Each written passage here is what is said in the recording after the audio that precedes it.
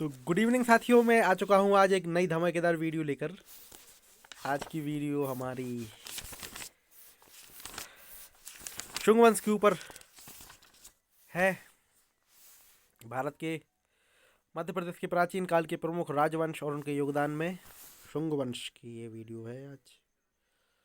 तो मौर्य वंश के अंतिम शासक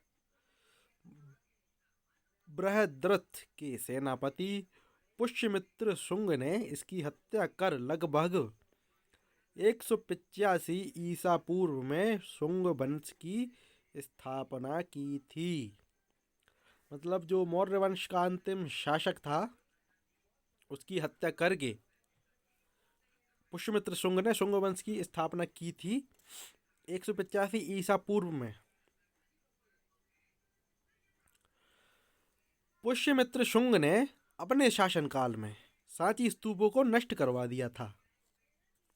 तो सांची स्तूपों को नष्ट पुष्यमित्र शुंग ने करवा दिया था। पुष्यमित्र शुंग का पुत्र अग्निमित्र विदिशा का शासक था। जो मध्य प्रदेश में विदिशा है, उसका शासक पुष्यमित्र शुंग का पुत्र अग्निमित्र था। अग्निमित्र और मालविका के प्रेम प्रसंग के आधार बनाकर कालिदास ने अपनी पहली रचना मालविका अग्निमित्र लिखी थी।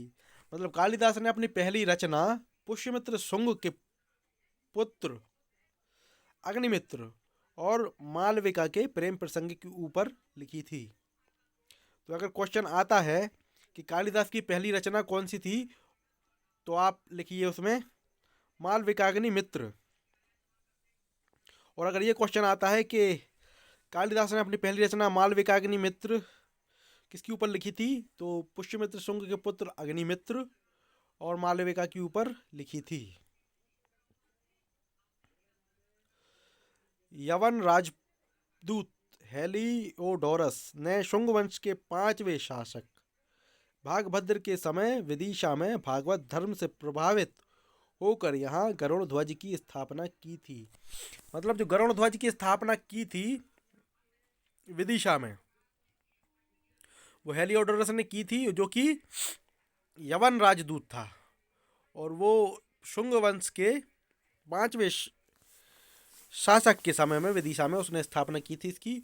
और वो भागवत धर्म से प्रभावित था। भागवत धर्म मतलब जो हिंदू धर्म में वैष्णव धर्म है। शुंग वंशीय राजाओं द्वारा भरयुत में एक स्तूप बनाने के साक्ष्य प्राप्त हुए हैं। तो इसको एक बार रिवीजन करते हैं। मौर्य वंश के अंतिम शासक बृहद्रथ के सेनापति पुष्यमित्र शुंग ने इसकी हत्या कर लगभग 185 ईसा पूर्व में शुंग वंश की स्थापना की थी। पुष्यमित्र शुंग ने अपने शासनकाल में सांची स्तूपों को नष्ट करवा दिया था। पुष्यमित्र शुंग का पुत्र अग्निमित्र विदिशा का शासक था।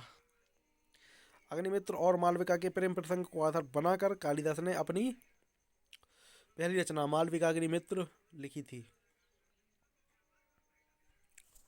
यवन राजदूत हेलियोडोरस ने भागवत धर्म से प्रभावित होकर 5वें शासक शुंग वंश के भागभद्र के समय में भागवत धर्म से प्रभावित होकर गरुड़ स्तंभ की स्थापना की थी। शुंग वंशीय राजाओं द्वारा भरयुत में एक स्तूप बनवाने के साक्ष्य प्राप्त हुए हैं। तो धन्यवाद, आज की वीडियो यहीं तक थी।